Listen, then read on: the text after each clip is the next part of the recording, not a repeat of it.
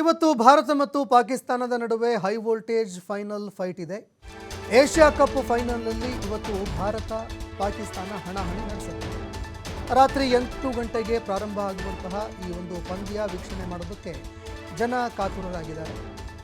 Dubai ಅಂತಾರಾಷ್ಟ್ರೀಯ ಕ್ರೀಡಾಂಗಣದಲ್ಲಿ ಈ ಪಂದ್ಯ ನಡೆಯುತ್ತೆ. ಭಾರತದ ಬದ್ಧ ವೈರಿ ವಿರುದ್ಧ ಮತ್ತೊಂದು ಜಯ ಸಾಧಿಸೋದಕ್ಕೆ ಟೀಮ್ ಇಂಡಿಯಾ ಕಾತುರತೆಯಿಂದ ಕಾಯ್ತಾ ಇದೆ.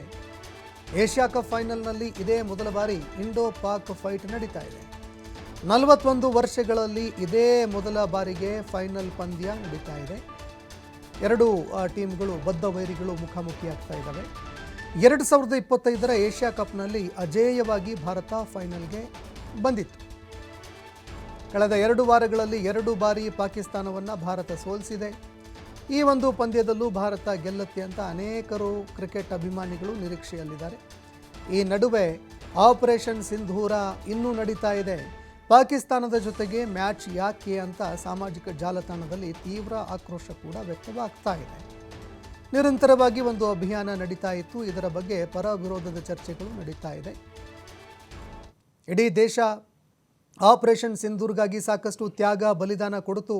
ಆದರೆ ಕ್ರಿಕೆಟ್ಗೆ ಇದು ಅನ್ವಯ ಆಗೋದಿಲ್ವಾ ಅನ್ನುವ ನಿಟ್ಟಿನಲ್ಲಿ ಒಂದೆಡೆ ಸಾಮಾಜಿಕ ಜಾಲತಾಣದಲ್ಲಿ ಆಕ್ರೋಶ, ಮತ್ತೊಂದೆಡೆ ಭಾರತ ಹಾಗೂ ಫೈನಲ್ ಪಂದ್ಯ ನೋಡೋದಕ್ಕೆ ಅಭಿಮಾನಿಗಳ ಕಾತುರತೆ.